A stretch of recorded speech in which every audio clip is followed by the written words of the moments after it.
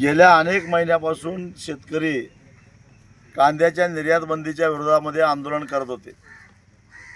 वारंवार सरकारकडे निवेदनं जात होती, आंदोलनं होत होती, शेतकरी रस्त्यावर उतरत होते, पण सरकार ऐकायला तयार नव्हतं। पण जशा लोकसभेच्या निवडणुका जवळ आल्या आणि भारतीय जनता पक्ष आणि त्यांच्या मित्रपक्षांचे उमेदवार धडाधड आता पराभूत होणार अशी लक्षणं दिसायला लागली,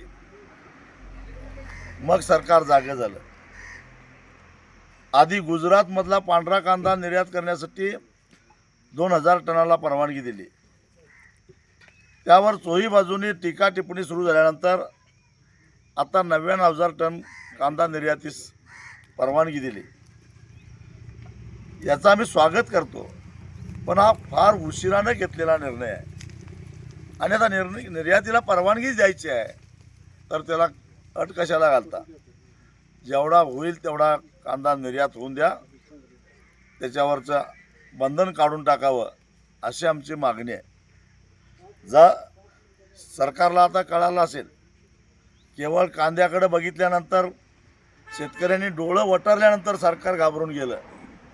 कांदा उत्पादक शेतकऱ्यांनाही माझी विनंती आहे, डोळं वटारल्यावर सरकार एवढं घाबरत असेल तर एकदा धडाधड त्यांचे उमेदवार पाडा, त्याशिवाय हेच काय कुठलंही सरकार कांद्याकडे वाकड्या डोळ्यानं बघण्याची हिंमत करणार नाही।